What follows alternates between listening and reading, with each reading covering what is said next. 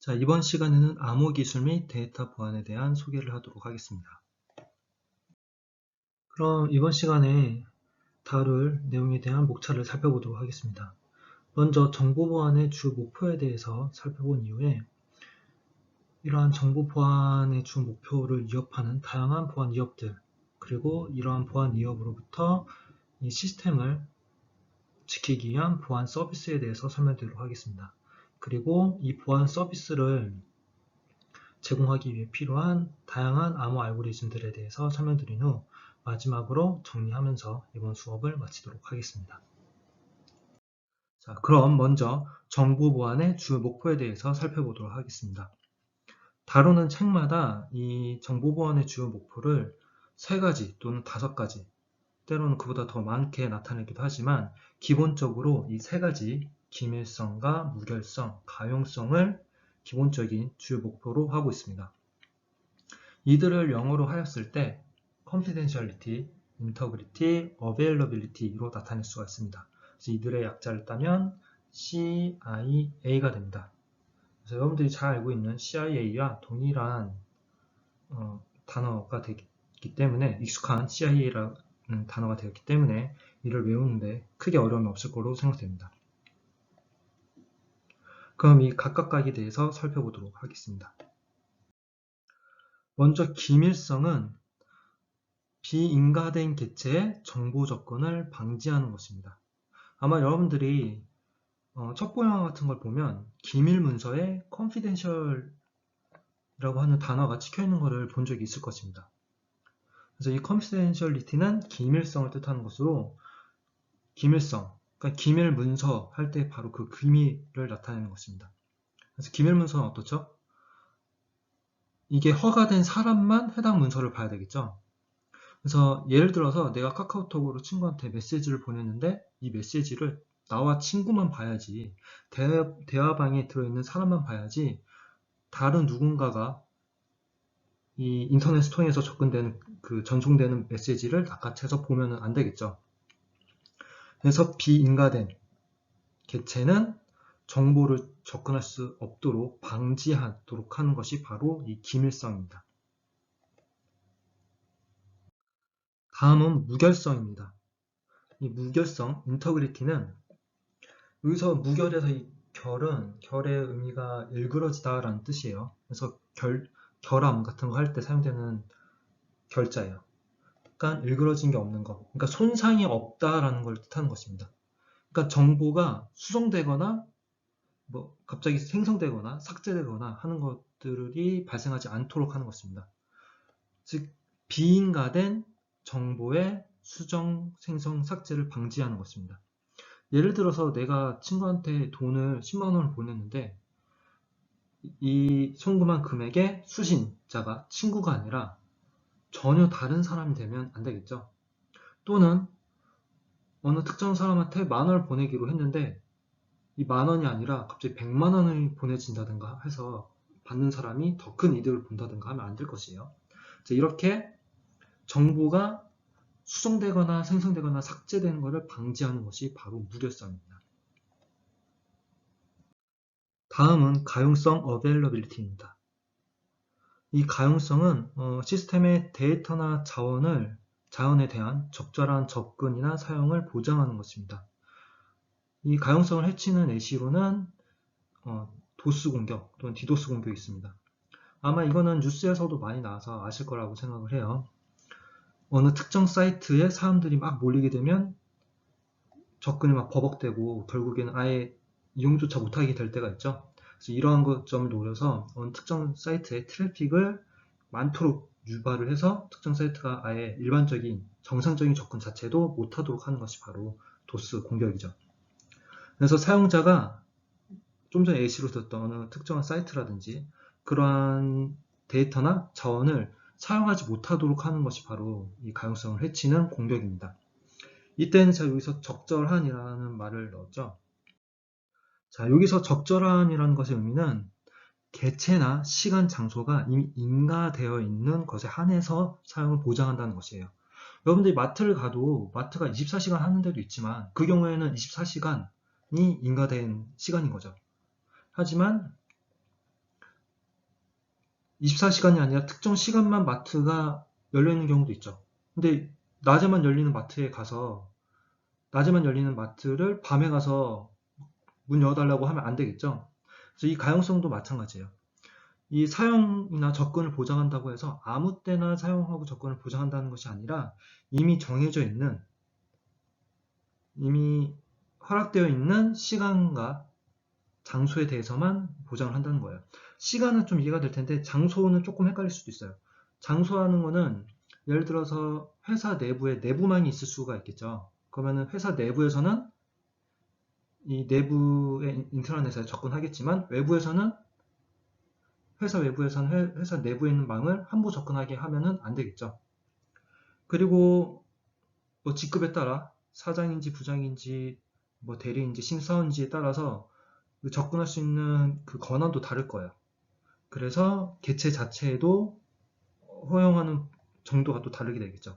그래서 이러한 각 접근하는 개체, 그 사용자나 그리고 접근하는 시간이나 접근을 하는 장소 등에 따라서 이 가용성은 달라질 수가 있어요. 그래서 이 가용성은 무조건적인 접근 사용을 보장한다는 것은 아니고 개체에 따라, 시간에 따라, 장소에 따라 이 접근과 사용, 보장하는 이 접근과 사용 내용이 다를 수는 있어요. 그래서 이 점은 조금 주의해 주시면 좋아요. 그럼 지금까지 살펴본 이 기밀성, 무결성, 가용성, 이 정보 보안의 주 목표별로 보안 위협을 조금 더 자세하게 살펴보도록 하겠습니다. 그럼 기밀성을 위협하는 보안 위협을 살펴보도록 할게요. 대표적으로 스누핑과 트래픽 어널리시스가 있는데요. 이 스누핑은 간단하게 말하면 도청이라고 할 수가 있어요. 아래쪽에 그림이 있는데 파란색은 정당한 사용자, 붉은색은 공격자예요. 보면 정당한 사용자끼리 전달되는 데이터를 지금 낚아채고 있죠? 붉은 사람이. 그래서 이 데이터에 대한 비인가된 접근 또는 탈취를 하는 것이 바로 스누핑, 도청에 해당한다고 할 수가 있어요. 이 데이터를 직접 낚아채서 이 데이터가 어떤 내용인지 보는 이런 도청, 스누핑도 있지만, 자, 다음은 트래픽 어널리시스예요. 이 공격 방법은 데이터의 흐름을 분석하는 공격이라고 할 수가 있어요. 그러니까 스누핑 같은 이런 도청 공격 같은 경우에는 만약에 이 데이터 자체가 암호화되어 있으면 탈취를 해도 알아낼 수가 없겠죠. 그럼 암호화만 되어 있으면 안전하냐? 그게 아니라 데이터 내부에 어떤 값이 있는지를 모르더라도 흐름을 분석하는 것만으로도 추가적인 정보를 알아낼 수 있는 거예요. 예를 들어서 A라고 하는 건물 안에 있는 사람들을 감시할 일이 있어요. 근데 이 A라고 하는 건물 내에 몇 명이 있고 뭐 남성인지 여성인지 잘 몰라요. 그런데 이 A라고 하는 건물 내에서 인터넷 사용기로 인터넷을 사용하는 것을 관찰할 수가 있는데 보니까 뭐 면도기라든지 남자가 사용하는 물건을 판매하는 사이트를 매우 자주 접근해서 사용을 하는 거예요. 그러면 이 건물에는 남자가 현재 거주하고 있구나 라고 하는 것을 알 수가 있죠. 그러니까 만약에 이 인터넷 사용을 하는데 내부 데이터, 오가는 데이터 자체는 암호화되어 있으면은 뭐 면도기를 샀는지 어떤 물품을 샀는지를 알 수가 없어요. 하지만 어느 특정 사이트를 접근하는구나 라고 하는 것만으로부터도 추가적인 정보, 즉 성별에 대한 정보를 추출할 수가 있는 거죠. 특히 이런 군과 같이 기밀 정보가 매우 중요한 곳에서는 이 트래픽 어널리시스만으로도 어느 중요한 정보를 추가적으로 도출할 수가 있게 되는 거죠. 자, 다음은 무결성을 위협하는 공격에 대해서 살펴보도록 할게요. 맨 처음은 이 모디피케이션이에요. 말 그대로 수정하는 거죠. 그래서 공격자에 유리하도록 정보를 조작하는 거예요. 그러니까 어느 A라는 사람이 보낸 정보를 낚아채서 정보를 바꿔서 다시 보내게 되는 거죠.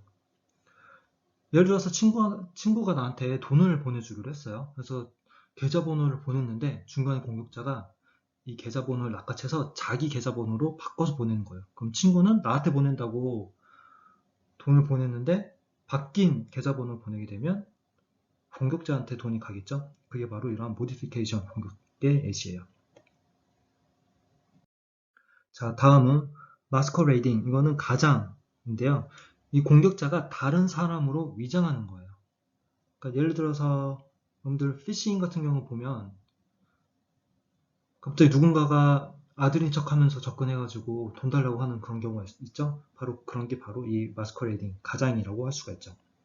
그러니까 피싱 누군가로 대신 누군가인 척하면서 공격하는 것이 바로 이 가장에 해당해요. 자, 다음은 리플레잉이에요. 말 그대로 플레잉 자체를 반복한다는 거죠. 그래서 사용자가 보낸 메시지, 그러니까 맨 처음은 정당한 메시지예요. 인가된 메시지가 있는데 이게 맨 처음 보냈을 때만 이게 정당한 메시지지 이거를 복사했다가 사본을 만들어 놨다가 재사용한다고 보시면 돼요. 그러니까 예를 들어서 어떤 물품을 구매를 했어요.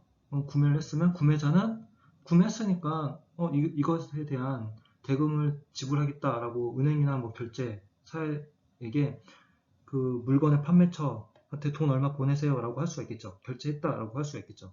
근데 이 결제했다라고 하는 그 메시지 자체를 저장을 했다가 나중에 물건을 또 구매하지도 않았는데 예전에 한번 구매할 때 사용했던 그 메시지를 다시 보내는 거예요.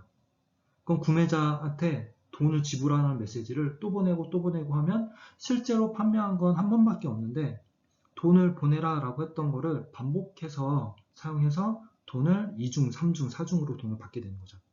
그래서 이렇게 그러니까 첫 메시지 자체는 정당한 메시지예요. 근데 이 정당한 메시지를 사본을 만들어서 재사용하는 것이 바로 이 리플레잉 어택이에요. 자, 다음은 패브리케이션이에요. 이거는 메시지의 근원지나 순서 등을 변경하는 거죠. 이 메시지에 따라서 메시지가 순서가 어떻게 되냐에 따라서 의미가 달라지는 경우가 있을 수도 있고 그 근원지가 누구냐에 따라서 또 달라질 수가 있어요. 그러니까 실제로는 이 A라는 사람이 보냈는데 A라는 사람이 보낸 메시지가 있어요.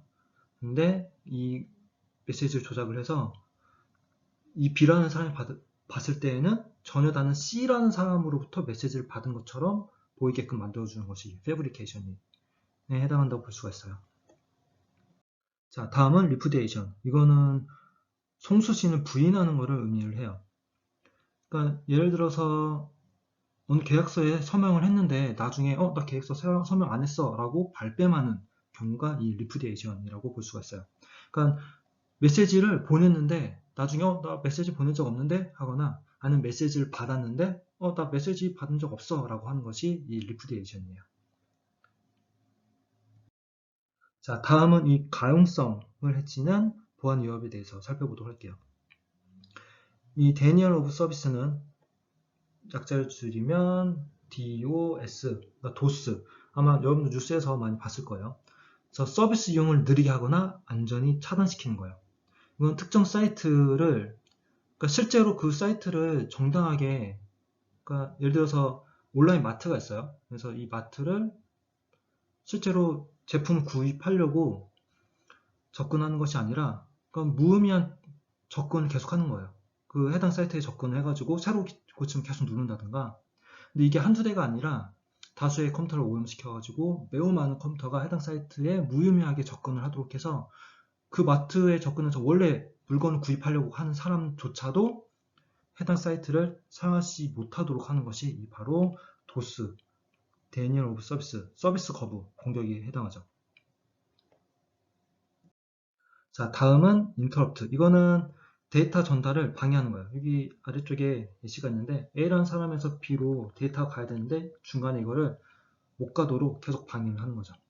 그래서 가용성을 보면 서비스 자체를 못하도록 하거나 어렵게 하도록 하고 있어요.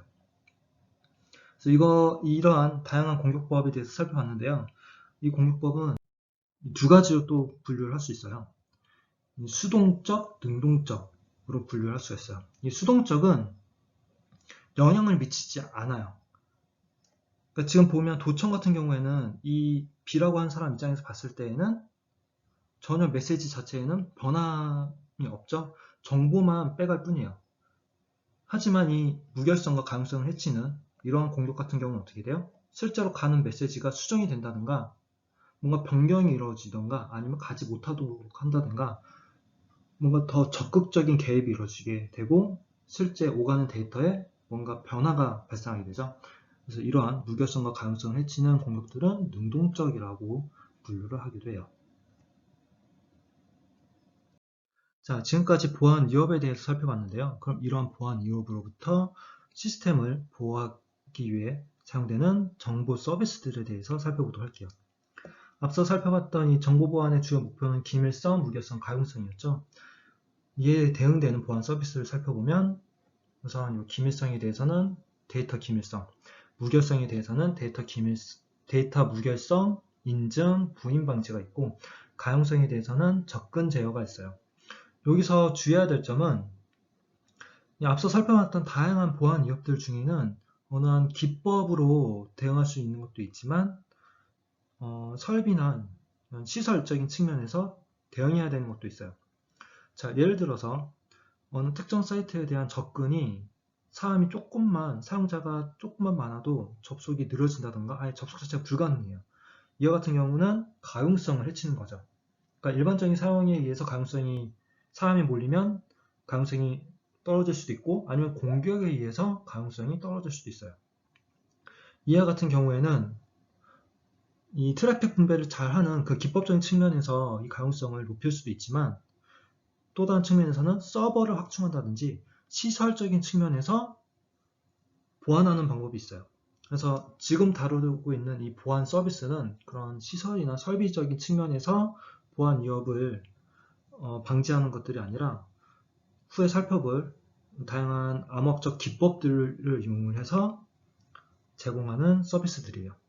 그래서 이번 학기에는 그런 시설적인 측면이 아닌 이런 기법들을 이용한 보안 서비스들과 암호 기법들에 대해서 다룰 예정이에요. 그럼 이 보안 서비스들에 대해서 자세히 살펴보도록 할게요. 첫 번째는 데이터 기밀성이에요. 이거는 말 그대로 데이터 기밀하도록 해주는 거죠. 그러니까 데이터가 노출되는 곳으로부터 보호하는 것이라고 할 수가 있어요. 이때 사용되는 암호 알고리즘은 암호화가 있어요. 즉 데이터를 암호화해서 정당한 사용자만 해당 데이터를 복호화해서 내용을 볼 수 있도록 하는 거죠. 그러니까 만약에 데이터를 도청을 하더라도 정당한 사용자가 아니면 해당 데이터를 복호할 수가 없어서, 즉 암호화된 상태라서 실제 어떤 내용이 오갔는지 볼 수 없도록 하는 거예요. 자, 다음은 데이터의 무결성이에요. 그 데이터가 무결하다, 즉 변경이나 삽입되거나 삭제되지 않았다, 그리고 재전송도 된 것이 아니다 라는 것을 보호해 주는 거죠. 이때 사용되는 암호 알고리즘은 메시지 인증 코드, 그리고 디지털 설명이 있어요. 이 두 가지의 차이점은 이 디지털 설명은 요 아래쪽에서도 사용되고 있죠. 인증이나 부인 방지에도 사용될 수 있는 것이 디지털 설명이에요. 단순하게 데이터 무결성만 한다 할 때에는 메시지 인증 코드를 사용하시면 돼요. 이들에 대해서는 나중에 또 자세하게 다룰 거예요. 지금 보기에도 디지털 서명은 이 아래쪽에도 사용되기 때문에 그만큼 이 메시지 인증 코드에 비해서 훨씬 더 복잡한 알고리즘을 사용을 하게 되죠. 자, 다음은 인증이에요. 이 인증은 이 송신자하고 수신자 또는 데이터 출처를 인증해주는 역할을 하게 되죠. 이때 사용하는 것이 또 디지털 서명이에요. 즉 이게 진짜 A라는 사람한테 온 것이 맞느냐, 공격자가 중간에 낚아채서 변경해서 보낸 건 아니냐 등을 나타낼 때 사용을 하는 거죠. 그리고 인증과 비슷하게 또 부인 방지가 또 있어요. 이거는 인증 출처를 인증하는 건데, 부인 방지는 송신 또는 수신했다는 사실을 나중에 부인하는 것을 방지하는 거죠. 그래서 보통 이 인증과 부인 방지는 서로 밀접한 관계가 있게 돼요. 그래서 이때도 디지털 서명을 사용하게 되죠. 마지막으로는 접근 제어예요. 이거는 비인가된 접근으로부터 데이터를 보호하는 거죠. 여기서 접근은 읽는 거, 쓰는 거, 변경하는 거, 그리고 프로그램 실행하는 거를 모두 다 포함하고 있어요.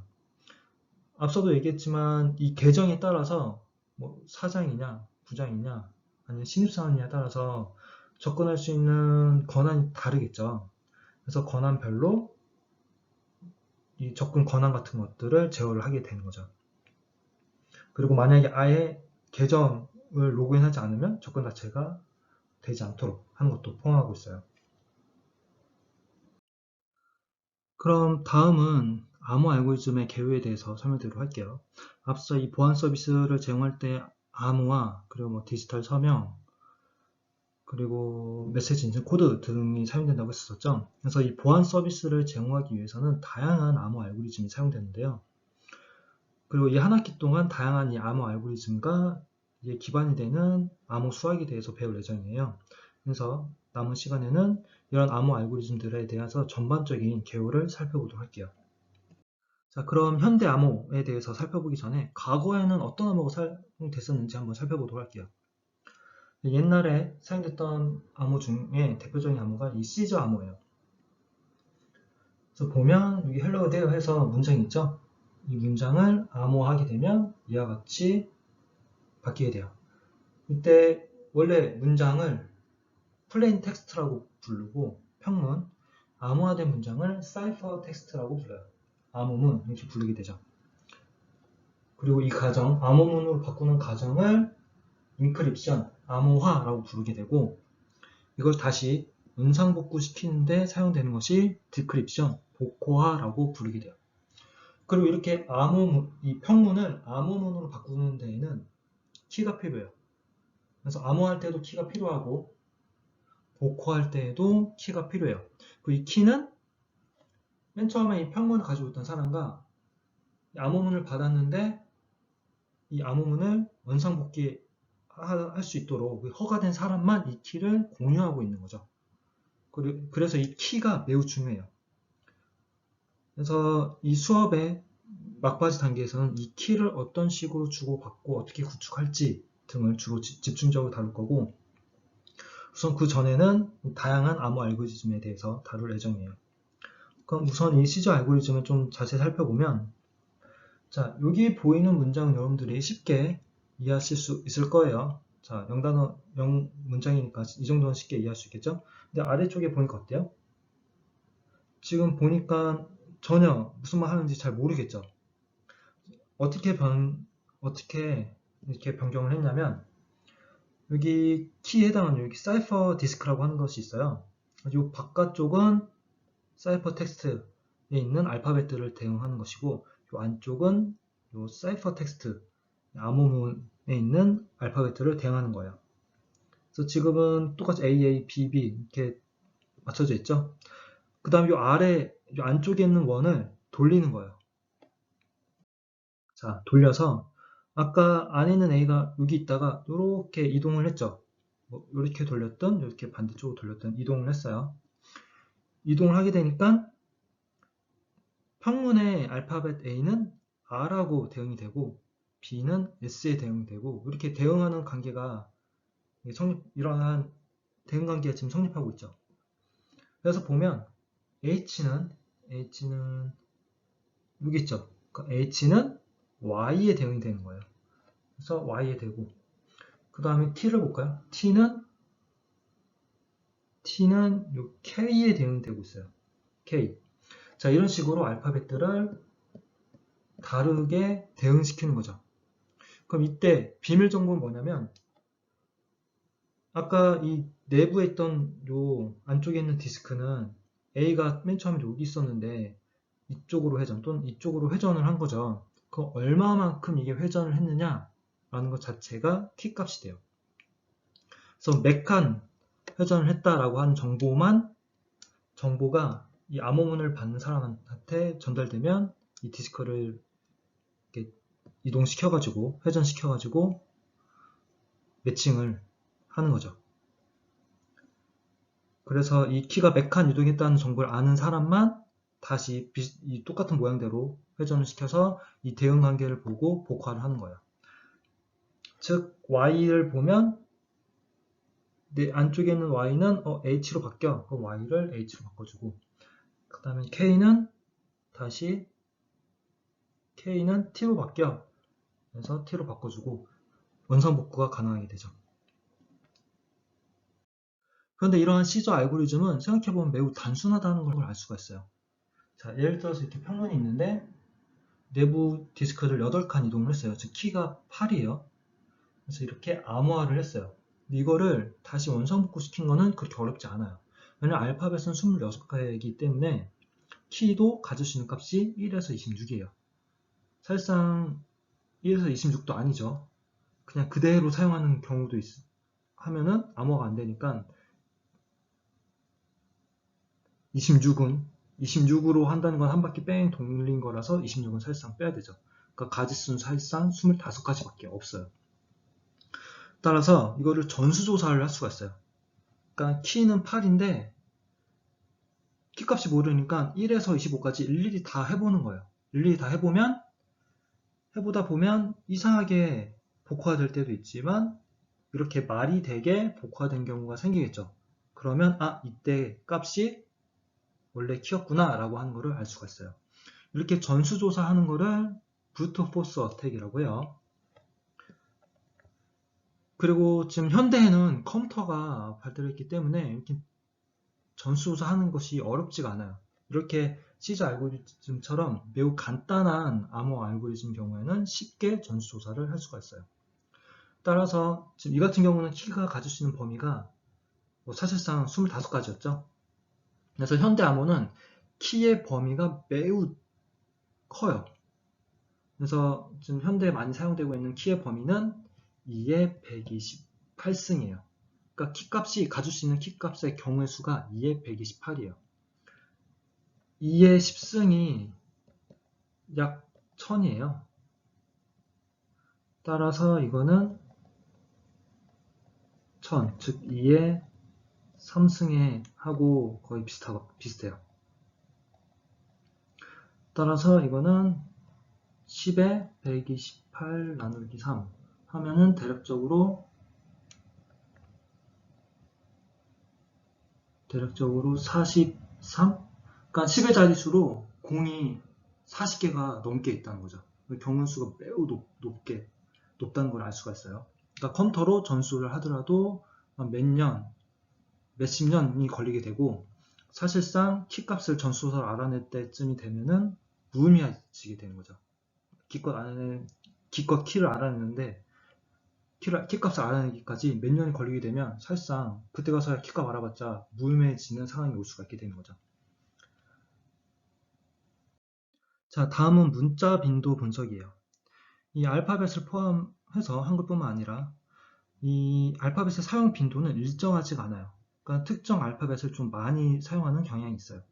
그러니까 영어 같은 경우 E가 가장 많이 사용된다고 알려져 있고 그 사용되는 빈도는 약 13%, 그 다음 많이 사용하는 알파벳은 T, 빈도는 약 9%. 그러니까 암호화가 되어 있더라도 가장 많이 사용되는 알파벳을 분석을 찾아내는 거예요. 보니까 K가 가장 많이 사용되네. 근데 K의 사용 빈도가 약 한 12%, 13% 정도가 돼요. 그럼 이게 K가 원래는 2였는데 암호화돼서 K가 됐구나. 이런 식으로 복화하는 거죠. 그래서 10, 20년 전 첩보 영화들을 보면 암호문을 획득하더라도 이 알파벳들의 사용 빈도를 분석을 해가지고 원래 어떤 문자였는지 복화해가는 그런 것들을 볼 수가 있어요. 지금 요 시즈 암호 알고리즘에서도 보면 E는 M으로 바뀌는 것을 볼 수가 있고 여기 있는 E도 M으로 바뀌어요. 따라서 암호문들을 보면 M의 빈도가 E의 빈도하고 비슷하게 나오겠죠. 이런 식으로 원래 어떤 문자였는지 매핑을 시킬 수가 있게 되는 거죠. 자, 앞서 살펴봤던 시즈 암호는 고대 암호 중에 하나고 현대 암호는 그거에 비해서 훨씬 더 복잡하게 돼요. 그 현대 암호는 어떤지 대략적으로 살펴볼 건데 한 가지 종류만 있는 게 아니고 또 다양한 종류들이 있어요. 그래서 크게 이런 대칭키 암호와 비대칭키 암호, 그리고 해시 알고리즘, 메시지 인증 코드, 전자서명 등이 있고 얘네들이 어떤 것들인지 간략하게 살펴보도록 할게요. 자, 그럼 이 대칭키에 대해서 살펴보도록 할게요. 그러니까 여러분들이 맨 처음 배우게 될 암호 알고리즘 중에 하나인데 이 대칭키 암호 알고리즘은 영어로 시메트릭, 키 또는 프라이빗 키, 싱글 키, 시크릿 키라고도 부르게 돼요. 저 같은 경우는 대치키 또는 비밀키, 이 시크릿 키 암호라고 일반적으로 많이 사용하는 것으로 생각돼요. 그래서 이 과정을 살펴보면 어떤 A라는 사람이 B라는 사람한테 메시지를 보낼 때 암호화되어 있지 않은 상태, 평문 상태, 플레인 텍스트를 암호화를 해서 암호문, 즉 사이퍼 텍스트로 바꿔서 인터넷상을 통해서 보내게 되는 거죠. 그럼 B라고 하는 사람이 이걸 받아서 복화해서 다시 플레인 텍스트, 평문으로 바꿔주게 되는 거예요. 근데 이때 암호화하고 복화할 때에는 키값이 필요해요. 지금 열쇠 모양으로 표현한 이러한 키값이 필요한데 이 키값이 암호화할 때랑 복화할 때 똑같은 거예요. 따라서 지금 키가 동일한 키를 사용하고 있죠. 왼쪽 오른쪽 동일하게 사용하고 있기 때문에 이거를 대칭 키라고 하고 있고요. 그리고 이 키값은 노출이 되면 안 돼요. A하고 B만 알고 있어야지 누군가 암호문을 탈취해 가더라도 그 내용을 볼 수가 없어요. 그래서 A하고 B가 이 키값을 잘 보관을 해야 되겠죠. 그래서 이 키가 비밀키예요. 그래서 이렇게 시크릿 키라고도 부르고 시크릿 키 또는 프라이빗 키라고 부르게 되고, 그리고 지금 키가 하나만 사용되고 있죠. 그래서 싱글 키라고도 부르게 돼요. 근데 일반적으로는 이 대칭 키나 비밀 키라고 많이 부르게 되죠. 그래서 이 암호 방식을 다시 살펴보면 암호할 때, 복화할 때 키가 서로 같다라는 것을 알 수가 있어요. 뒤에서 또 다음에 배우겠지만 지금 같다라는 걸 지금 강조하고 있으니까 이게 서로 다른 것도 또 나오겠죠. 그래서 지금 현재 보고 있는 이 대칭 키는 암호화 키와 복화 키가 같고, 종류로는 과거에는 이 DS라고 하는 것을 많이 사용을 했고, 현대에는 이 AS라고 하는 암호 알고리즘을 많이 사용하고 있어요.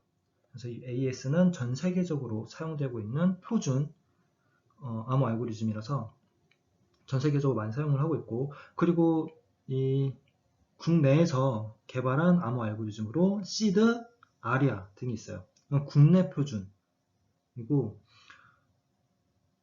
왜 꼭 전 세계적으로 사용되고 있는 암호 표준이 있는데 왜 굳이 국내 표준이 필요하냐라는 거는, 이게 암호 알고리즘이라고 하는 거는 전세적으로 다 같이 공용적으로 쓰는 게 꼭 좋지만은 않아요.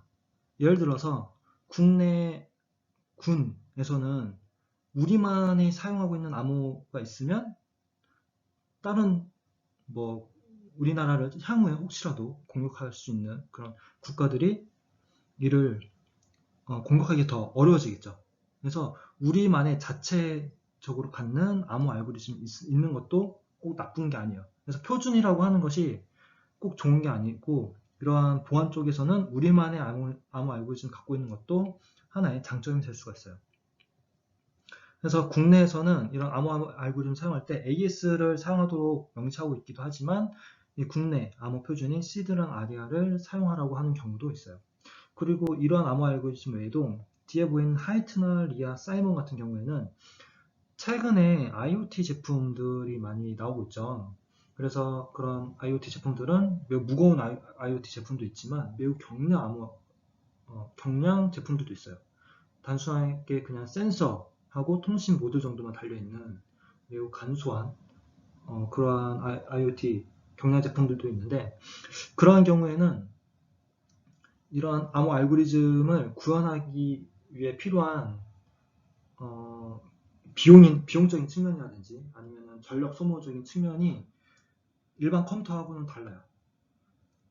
그러니까 여러분들이 컴퓨터 상에서는 이런 암호 알고리즘을 C라든지 다양한 구현 기법을 통해서 구현할 때 속도 충분히 나오고 여러분들 비용 이런 거 신경 쓸 필요가 없게 되는데, 그런 경량 제품에서는 이러한 암호 알고리즘을 올리게 되면 내부에 들어가는 컨트롤러, CPU가 어떤 걸 사용해야 될지, 내부에 들어가는 메모리는 어떤 걸 사용해야 될지 거기에 대해 영향을 미칠 수가 있어요. 얘네들 동작하는데 이 얘네들 동작이 매우 복잡하면 내부에 탑재된 CPU를 싼 거, 매우 경량, 소형을 못 쓰고 큰 거 써야 되면은 안 되겠죠. 주 목적은 센싱하는 건데 이 센싱된 데이터를 보호하기 위해서 암호 알고리즘 탑재하는데, 센싱보다 이 암호 알고리즘 때문에 프로세서를 비싼 거 써야 되고 메모리를 큰 거 써야 되고 하면 비용이 증가하게 되면 비용적인 측면에서 매우 불리하게 돼요. 그리고 그러한 경량 제품 같은 경우에는 사용할 수 있는 배터리도 제한이 되어 있는데 이 암호 알고리즘을 돌리는데 전력 소모가 매우 커요. 정작 주 목적인 센싱하는 데에는 전력 소모가 얼마 되지 않는데 그럼 배보다 배꼽이 더 큰 경우가 생기겠죠. 따라서 이 기존의 암호 알고리즘 대체하고 그러한 경량에 맞춰서 경량 암호 알고리즘들이 최근에 많이 나오고 있어요. 근 몇 년간 많이 나오고 있는데 그 중에 초기에 나왔던 거에는 요 하이트, 미아 같은 것도 있고 최근에는 사이먼, 스펙 다양한 암호 알고리즘들이 나오고 있죠. 사실상 이 사이먼 스펙도 이제 나온 지 몇 년이 됐고 그래서 이런 경량 제품에서는 이 경량 암호 알고리즘들이 또 많이 사용되고 있어요. 따라서 꼭 표준, 딱 널리 쓰는 게 좋지 않고 널리 사용되는 게 무조건 좋은 건 아니고 경우에 따라서 국내 암호 알고리즘 사용되기도 하고 경량 암호 알고리즘이 사용될 수도 있어요. 그래서 다양한 암호 알고리즘들이 사용되고 있죠.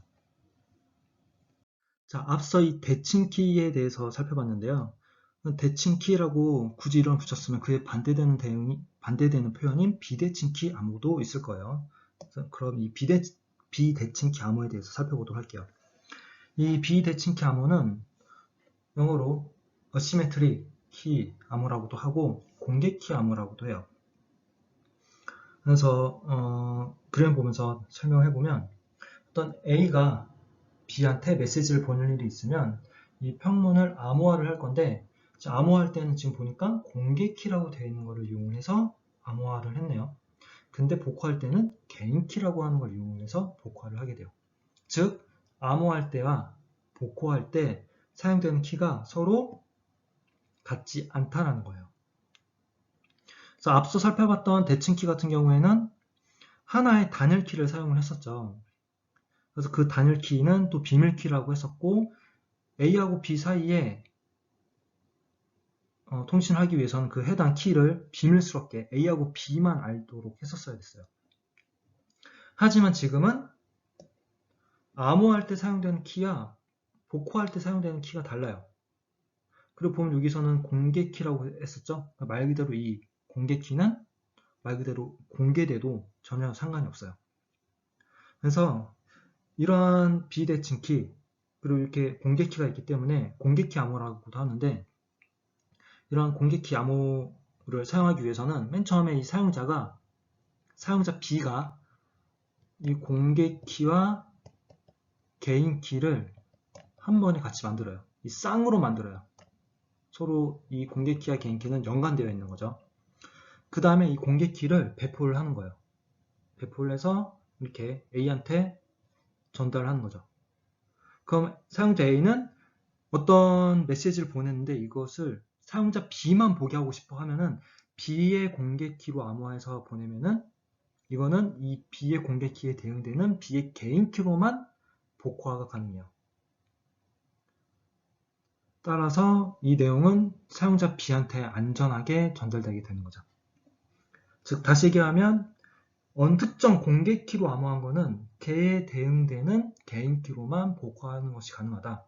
따라서 사용자가 어느 특정 사용자한테 메시지를 보내고 싶다. 딱 얘만 볼 수 있는 메시지를 보내고 싶다 하면은 그러니까 B만 볼 수 있도록 메시지를 보내고 싶다 하면은 B의 공개키로 암호하면 사용자 B만 개인키를 갖고 있기 때문에 복호하는 것이 가능한 거죠.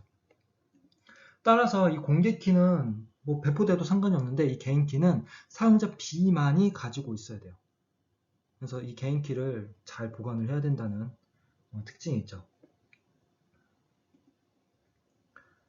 그래서 다시 정리하면 공개키는 말 그대로 공개되고 개인키만 이 각자 개인이 보관하게 된다. 그래서 이거는 사실 이 공개키 암호 알고리즘은 앞서 살펴봤던 대칭키 암호 알고리즘에 비해서 매우 복잡한 편이에요. 그러니까 실제로 이 비대칭키 암호 알고리즘을 실행을 시키면은 속도가 매우 느려요. 이 공개키 암호 알고리즘의 대표적으로는 이 RSA와 ECC가 있는데 앞서 살펴봤던 DES나 AS에 비해서 수천 배, 수만 배 정도 느려요.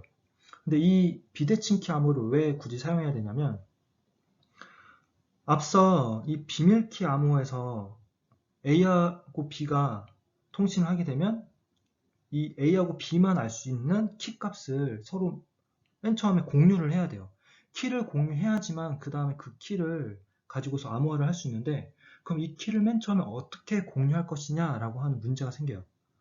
그때 사용되는 것이 이 비대칭키 암호예요. 그래서 이 비대칭키 암호는 이 암호문 있죠, 이 평문과 암호문, 보통 대칭키에 키를 전달할 때 사용해요. 그래서 이 평문은 보통 대칭키를 전달을 해서 암호화해서 보내게 되는 거죠. 그러니까 사용자 A가 사용자 B한테 비밀키를 안전하게 전달하기 위한 수단으로 이 비대칭키 암호를 사용하게 돼요.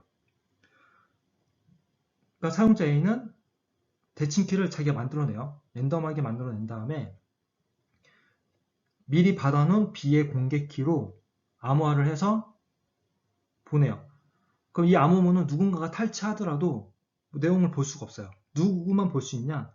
B의 공개키로 암호했기 때문에 B의 개인 키로만 복호하는 것이 가능해요. 따라서 사용자 A가 만든 이 대칭키는 안전하게 사용자 B로 전달되게 되는 거죠.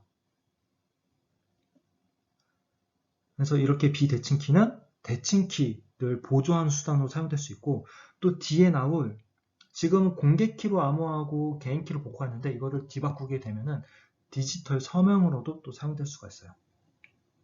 자, 그럼 이 대칭키에 부족했던 점, 즉 비밀키를 미리 공유하는 거를 이 비대칭키 암호를 이용해서 해결했는데, 그럼 이 비대칭키 암호는 문제점이 없냐? 문제점이 있어요. 어떤 게 있냐면 공개키를 전달하는 것에 또 문제점이 있어요.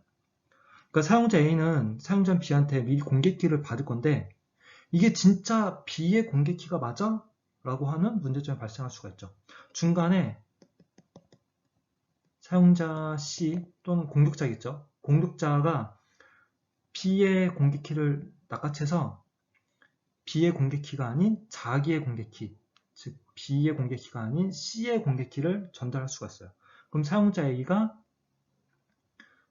암호화해서 보내면 사용자 C는 그걸 가져다가 실질적으로는 B의 공개키인지 알고 사용자 A가 암호화를 했지만 실질적으로는 C의 공개키로 암호화를 했기 때문에 사용자 C는 그 내용을 알아볼 수가 있게 돼요. 그럼 이 복호화가 가능하게 되고, 그 복호화한 거를 앞서 사용자 B로부터 받아놨던 사용자 B의 공개키로 암호화해서 보내는 것이 가능해요. 자, 이러한 공격을 중간자 공격이라고 하고, 이에 대해서는 나중에 다시 자세히 다룰 거예요. 그래서 지금은 이 공개키를 미리 전달하는 것 자체에도 이것을 보장하기 위한 수단이 필요하다라는 것이 취약점이죠. 즉 정리하자면 이 대칭키 암호의 취약점, 즉 대칭키를 안전하게 공유하는 것은 이 비대칭키 암호로 해결할 수가 있는데, 이 비대칭키 암호는 또 공개키를 미리 전달하는 것에 대해서 또 취약점이 있어요. 이거를 보완하는 방법은 뒤에 가서 또 간단하게 설명해 보도록 할게요. 자, 다음은 이 메시지 인증 코드에 대해서 설명해 보도록 할게요. 앞서 살펴봤던 이 대칭키 암호, 비대칭키 암호는 말 그대로 암호화 하는 거였죠. 그러니까 데이터 기밀성에 관련된 내용이었어요. 그러니까 누군가가 비인가된 사람, 공격자가 나하고 상대방만 알아야 되는 데이터를 접근하지 못하도록, 즉 데이터는 취득하더라도 암호화되어 있어서 내용을 보지 못하도록 하는 것이 주 목적이었다면, 이 메시지 인증 코드는 수정하지 못하도록, 즉 무결하도록 하는 것이 주 목적이에요. 가정을 살펴보면 지금 메시지가 있으면 이 메시지 인증 코드, 메시지 어센티케이션 코드, 줄여서 MAC이라고 하는 메시지 인증 코드를 만들어내서 이 MAC을 메시지에 추가로 덧붙여서 메시지뿐만 아니라 메시지를 같이 보내는 거예요. 그럼 받는 측에서는 똑같이 MAC을 만들어내서 수신한 MAC과 내가 수신한 메시지에 대해서 생성한 MAC과 서로 같은지를 보는 거죠. 그래서 이 MAC을 비교함으로써 이 메시지가 변경됐는지 안 됐는지 확인하는 것이 이때 사용하는 것이 바로 메시지 인증 코드예요. 근데 이때 맥은 누가 조작을 하면 안 되겠죠. 따라서 이때 맥을 만들 때에도 공용 키가 들어가게 돼요. 그래서 메시지가 있으면 공용 키를 섞어서 짧은 코드를 만들어내고 그걸 전송하고, 받는 측에서도 이 공용 키를 이용해서 맥을 만들어내서 비교를 하게 되는 거죠. 그래서 이 맥은 이 공용 키를 가지고 있는 사람만 만들어낼 수가 있기 때문에 이 공용 키를 모르는 사람은 맥을 아무리 만들어봤자 잘못된 맥을 만들어내겠죠. 즉, 이 메시지를 수정하고 맥을 만들 때 공용 키를 모르면 이 적당한 이 맥 값을 만들어낼 수가 없기 때문에 이때 판별할 때 자연스럽게 이 사용자 B가 수정되었구나 하는 것을 알 수가 있게 돼요. 자, 다음은 이 메시지 인증 코드하고는 비슷하지만 조금 더 추가적으로 더 강력한 이 전자 서명에 대해서 살펴보도록 할게요. 아까는 메시지에 이 맥이라고 하는 코드를 더 추가적으로 보냈는데 지금은 메시지에 디지털 서명을 추가적으로 보낼 거예요. 그리고 이 서명을 만드는 과정은 우선 메시지가 매우 짧을 수도 있고 매우 길 수도 있죠. 근데 길면 긴 대로 이 서명도 같이 길어지면 안 되기 때문에 이 메시지가 원래 짧았든 길었든 상관없이 특정한 짧은 길이의 값으로, 즉 특정한 짧은 길이의 값, 다이제스트로 만들어주는 해시라고 하는 것을 거치게 돼요. 이 해시를 거치면 이 메시지가 한 장짜리 문서든 두 장짜리 문서든 아니면 수백 장짜리 문서든 짧은 특정한 길이, 보통 128, 160, 256빛, 즉 32바이트 정도의 짧은 값으로 바꾸게 돼요. 그 다음에 이 짧게 바뀐 이 다이제스트에 대해서 디지털 서명 생성을 하게 되는 거죠. 근데 사실 이 디지털 서명 생성이라는 거는 앞서 비대칭키 암호에서 이 공개키 개인키를 사용했었죠. 이 비대칭키 암호에서는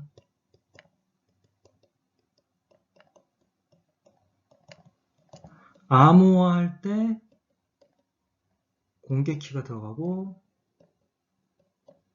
복호화할 때 개인키를 사용을 했었어요.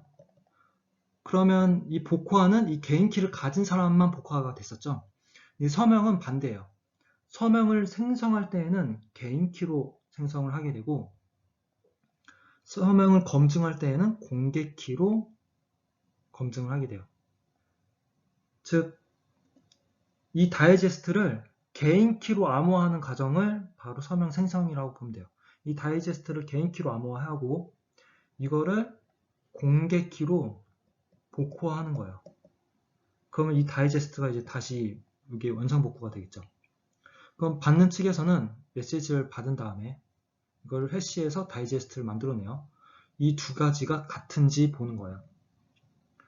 만약에 이 두 가지가 같으면 이때 사용된 공개키에 대해서 대응되는 이 개인키를 사용자 A가 가지고 있다는 것이 검증되는 거예요. 그러니까 즉, 이 공개키에 대응되는 이 개인키는 이거 하나밖에 없어요. 따라서 이 공개키로 나온 값이 같다라는 것은 이 보낸 측면이 이 개인키를 가지고 있다는 것이 증명되기 때문에 이거는 이 서명은 사용자 A가 만든 것이 맞다라고 하는 것이 증명되는 거죠. 그래서 아까 암호화할 때 공개키로 암호화하고 개인키로 복호할 때는 이 개인키를 가진 사람만 복호화가 가능했던 것처럼 이때는 개인키로 암호하고 공개키로 풀게 되면 풀었을 때 문제가 없으면 이거를 보낸 사람이 이 개인이 맞구나가 검증되게 되는 거죠. 그래서 똑같은 공개키 암호 알고리즘인데 이거를 공개키로 암호화해서 개인키로 푸느냐, 이거는 암호화 과정이 되고 개인키로 암호화해서 공개키로 푸느냐, 이거는 디지털 서명을 생성하는 과정이 돼요.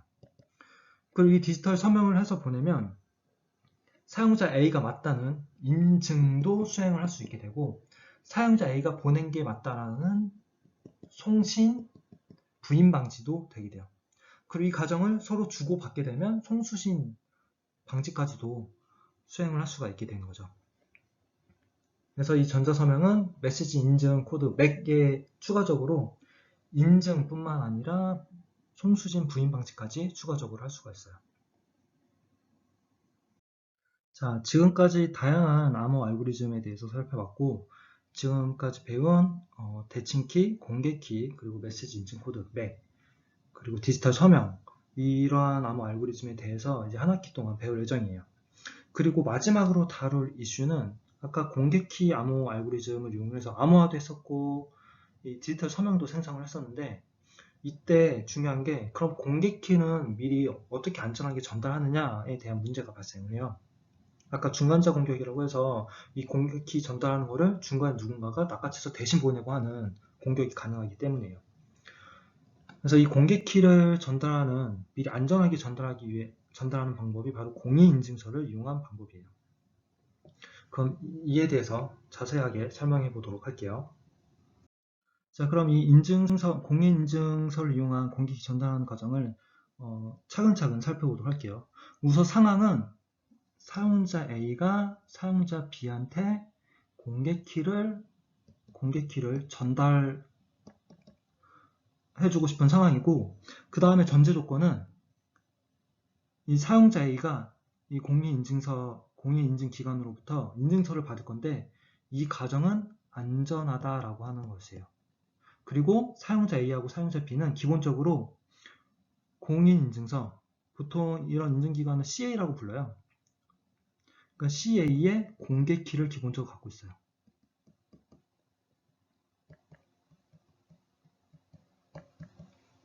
그러면 차근차근 보면, 첫 번째, 우선 사용자 A는 공개키 쌍을 만들어요. 그러니까 공개키와 개인키로 이루어진 공개키 쌍을 만든 다음에, 두 번째, 이 공개키를 인증기관에 보내요. 그러면 이 공인인증기관은 CA라고 했었죠. 얘도 말 그대로 CA는 공개키하고 개인키를 가지고 있어서 본인의 개인키로 서명을 만들어줘요. 이 공개키에 대해서 서명을 해줘서 이 서명이 포함된 인증서를 보내게 되죠. 그래서 이 인증서에는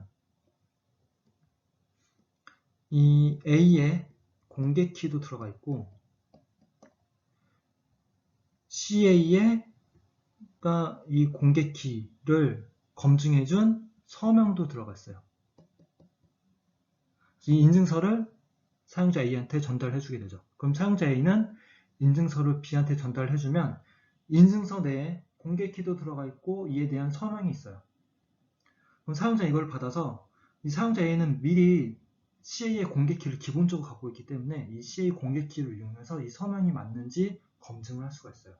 그래서 검증을 하게 되면 서명이 맞으면 이 인증서 내에 있는 A의 공개키가 유효하구나, CA가 검증해 준 거구나, 그거를 알게 돼서 그 이후부터는 A의 공개키를 사용할 수 있게 되는 거죠. 근데 대신 이런 걸 하기 위해서는 기본적으로 A하고 B는 CA의 공개키를 가지고 있다 라고 하는 게 전제 조건이 있어야 되고, 그리고 이 인증서를 받을 때에는 요 구간 있죠? 이 구간은 안전해야 돼요. 그래서 보통은 오프라인이어야 되죠. 그래서 우리가 맨 처음에 은행 가면 기본적으로 무슨 기본 보안카드라든지 맨 처음에 등록할 때는 한번 오프라인으로 들리게 되죠. 그때 오프라인을 통해서 비밀 정보를 서로 공유를 하게 되는 거죠. 그래서 그거를 기반으로 해서 요 과정들이 수행되게 돼요. 그래서 요 과정이 안전하다와 기본적으로 사용자 A하고 B가 이 인증기관이 공개키를 가지고 있다, 그것만 보장이 되면 안전하게 인증서를 주고받으면서 인증서에 들어있는 공개키를 이용해서 암호화를 해서 데이터를 보낼 수도 있고 디지털 서명을 서로 보낼 수도 있게 된 거죠. 그리고 지금은 딱 이렇게 딱 셋만 나왔는데 인증기간이 계층으로 이루어질 수도 있어요. 아까 사용자 B는 인증서를 보고서 본인이 갖고 있던 이 인증기관의 공개키로 인증서 서명을 검증하고 내부에 가지고 있던 사용자 A의 공개키를 사용을 했는데, 인증기관이 하나가 있는 게 아니라 인증기관 계층으로 있어서 이 서명을 검증하고 하는 과정이 더 복합적으로 이루어질 수도 있어요. 지금은 이 과정은 좀 어려울 테니까 나중에 키 구축하는 과정에서 상황이 필요하면 이에 대한 내용도 더 추가적으로 설명드리도록 할게요. 자, 그럼 오늘 배운 내용을 정리해 보도록 하겠습니다. 우선 정보 보안의 주요 목표와 보안 위협, 보안 서비스를 살펴보면 이 정보 보안의 주요 목표는 크게 기밀성, 무결성, 가용성이라고 했었어요. 이 기밀성은 confidentiality, 무결성은 integrity, 가용성은 availability에서 약자가 CIA였죠. 그리고 이 주요 목표별로 이 보안 위협을 살펴보면 기밀성은 도청에 해당하는 스누핑, 그리고 데이터 자체가 아니라 데이터의 흐름을 분석하는 트래픽 어널리시스였었고, 자, 무결성은 이 데이터를 변조하는 거죠. 그래서 수정하는 모디피케이션, 다른 사람으로 가정하는 마스커레이딩, 그 전송됐던 데이터를 또 사용하는, 재사용하는 리플레잉, 그리고 이 메시지의 순서나 그 송신지 등을 바꾸는 패브리케이션, 그리고 수신 또는 송신을 부인하는 송수신 부인이 있었어요. 그리고 가용성은 이를 위협하는 보안 위협이 서비스 거부, 데이니얼 오브 서비스, 여러분들 뉴스에서 많이 봤던 도스 또는 디도스가 있었고, 그 다음에 데이터가 가는 걸 방해하는 인터럽트가 있었죠. 그래서 이들은 크게 이 데이터의 흐름에 영향을 주냐 안 주냐에 따라서 수동적, 능동적으로 두 가지로 나눌 수가 있었고, 이러한 보안 위협으로부터 시스템을 지키기 위한 보안 서비스로는 이 기밀성은 데이터 기밀성이, 그 무결성에 관련해서는 데이터에 대한 무결성, 그리고 인증, 그러니까 송신 측을 증명하는 과정이죠. 그리고 송수신 했다는 사실을 부인하는 것을 방지하는 부인 방지가 있었어요. 그리고 가용성과 관련해서는 접근 제어가 있었죠. 이거는 권한, 계정에 따라서 사용할 수 있는 권한을 제어하는 거예요. 그리고 이들을 지원하기 위한 암호 알고리즘으로는 기밀성과 관련해서는 기밀, 말 그대로 남들이 보지 못하도록 이 허가된 사람만 보도록 하는 데에는 이 암호화 기법이 있었고, 무결성과 관련돼서는 이 무결함, 데이터가 변경되지 않았다는 것을 증명하기 위해서 메시지 인증 코드 또는 디지털 서명이 사용됐었고, 특히 인증과 부인 방지에는 디지털 서명이 사용되었어요. 자, 다음은 이 암호 알고리즘, 살펴봤던 이 암호 알고리즘을 한번 정리해 보도록 할게요. 맨 처음 살펴봤던 건 이 대칭키 암호였죠. 이 대칭키 암호는 개인키, 그 다음에 뭐 싱글키, 비밀키 암호라고도 부르는데, 보통 대칭키 또는 비밀키 암호라고 주로 많이 부르게 되고요. 그래서 이 대칭키 암호는 송신측과 수신측, 즉 암호할 때, 복호할 때 비밀키를 사용을 해요. 둘이 같이 공유하고 있는 비밀키를 사용하게 되고, 문제점은 이 비밀키를 어떻게 안전하게 전달하느냐예요. 그 다음에 이 메시지 인증 코드로 살펴봤는데요. 제가 일부러 순서를 조금 바꿨어요. 이 메시지 인증 코드도 이 대칭키 암호처럼 비밀키를 사용을 하게 되죠. 그래서 송신 측은 이 비밀키를 이용해서 메시지 인증 코드인 맥을 만들어서 보내게 되고, 송신 측에서는 수신한 메시지에 대해서 맥 만든 것과 수신한 맥과 서로 같은지를 비교를 하게 되죠.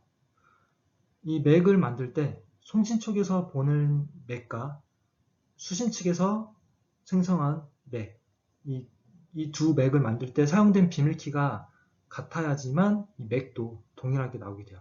그래서 이 점을 이용해서 딱 허가된 사람만 이 정당한 맥을 만들어서 이 메시지가 변경됐다 안 됐다라는 것을 검증을 할 수 있게 되죠. 이 두 가지 방법 모두 이 비밀키를 어떻게 미리 안전하게 전달할 수 있느냐라고 하는 것이 주요한 이슈예요. 그래서 이 비밀키를 전달하기 위한 수단으로 이 비대칭키 암호가 사용되죠. 이 비대칭키 암호는 크게 이 암호화용으로 사용할 수도 있고 서명용으로 사용할 수도 있어요. 그래서 암호화용으로 사용할 때에는 공개키로 암호화해서 전달하면 개인키로 풀게 돼요. 따라서 이때 암호할 때 사용됐던 이 공개키에 대응되는 키를 가지고 있는 사람만 이 해당 암호문을 풀 수가 있게 되죠. 그래서 주요 정보를 이 특정한 1인한테 보낼 때 주요한 전달 방법이죠. 그래서 이 비대칭키의 암호화 기법을 사용을 해서 이때 이 비밀키를 전달할 때 많이 사용되게 돼요. 그 다음에 이 전자서명은 개인 키로 암호화를 해서 공개 키로 복화를 하게 되죠. 그래서 공개 키로 검증이 유효하게 나오면 이 공개 키를 가지고 있던 사람은 이 공개 키에 대응되는 이 개인 키를 가지고 있는 사람밖에 없기 때문에 이거를 보낸 사람이 이 공개 키에 대응되는 개인 키를 가지고 있는 사람이 맞구나. 그래서 이 보낸 측, 이 송신 측을 인증하는 효과가 있고 서명, 디지털 서명, 보낸 것을 증명하게 되는 이 공개 키로 송신한 게 검증되기 때문에 송신을 추후에 송신을 부인하는 것을 방지할 수가 있어요. 그리고 이거를 주고받는 것을 서로 여러 번 하게 되면 수신 방지까지도 추가적으로 할 수가 있게 되죠. 근데 이때도 마찬가지로 이 공개 키를 미리 어떻게 전달하느냐라고 하는 것이 문제가 있는데 이거는 공인 인증 기관을 통해서 해결할 수가 있다고 설명을 드렸어요. 그래서 대표적인 암호 알고리즘으로는 요 대칭키 암호 같은 경우에는 뭐 DES나 AES 그리고 경량 암호 같은 뭐 하이트, 리아, 사이먼, 스펙 등이 있고 요 메시지 인증 코드에는 이 대칭키 암호에서 사용됐던 암호 알고리즘을 메시지 인증하는 데도 사용할 수가 있고요. 해시 알고리즘을 메시지 인증할 때도 사용할 수가 있어요. 그리고 비대칭키 암호에는 대표적으로는 뭐 RSA, ECC 등과 같은 암호 알고리즘이 있어요. RSA는 여러분들 공인인증서 있죠. 거기에 이미 RSA가 많이 사용되고 있고 다만 이 RSA는 사용되는 숫자의 범위가 너무 커요. 이때 사용되는 수의 크기가 2048빛이에요. 보통 최근에 사용되는 게 2048빛 정도 되고 앞서 이 대칭키 할 때 사용되는 키가 128빛이라고 했는데 RSA 같은 경우는 2048, 때로는 이보다 더 큰 3000, 이거보다 작아봤자 1000비트, 1024빛 이렇게 사용하기 때문에 이거에 비해서 엄청 크죠. 그래서 이 RSA는 최근에는 잘 사용하지 않으려고 하는 추세고 근데 하지만 이게 추세가 뭐 빠르게 휙 그렇게 바뀌진 않아요. 이게 보안은 안정성이 매우 중요하기 때문에 기존의 안정성이 검증된 알고리즘은 오랜 기간 사용하고 있어요. 그래서 아주 천천히 RSA에서 ECC로 이 공개키 암호 추세가 넘어가는 추세고요. ECC는 256빛 정도의 키로 아까 AES 128빛과 비슷한 암호학적 강도를 가져요. 그래서 최근에는 ECC로 많이 사용하는 추세고 그리고 또 최근에는 이 양자 암호라고 해서 양자 컴퓨터가 개발되면 현재 사용하고 있는 RSA나 ECC와 같은 암호 알고리즘은 양자 암호에서 좀 빠른 시간 내에 뚫릴 수 있다는 그런 취약점이 증명이 됐어요. 다만 이를 위해서는 양자 컴퓨터가 충분한 양을 계산할 수 있는 양자 컴퓨터가 개발되어야 되는데 이미 이 RSA와 ECC를 공격할 수 있는 이러한 암호 이 공격 알고리즘 자체는 이미 검증이 되어 있기 때문에 양자 컴퓨터가 개발되면 이 RSA와 ECC는 이 양자 컴퓨터로 의해서 공격이 될 수가 있어요. 뚫릴 수가 있어요. 다만 현재는 양자 컴퓨터의 계산 범위가 한 수십 빛, 큐빗 정도밖에 안 되기 때문에 아직까지는 안전하긴 하지만 향후에 양자 컴퓨터가 더 발전하게 되면 현대의 이 비대칭키 암호 알고리즘 RSA, ECC 같은 경우에는 뚫을 수가 있게 되죠. 그래서 이러한 RSA나 ECC를 대체할 수 있는 포스트 퀀텀, 양자 후 암호 알고리즘이라고 하는 것이 또 최근에 많이 연구가 되고 있어요.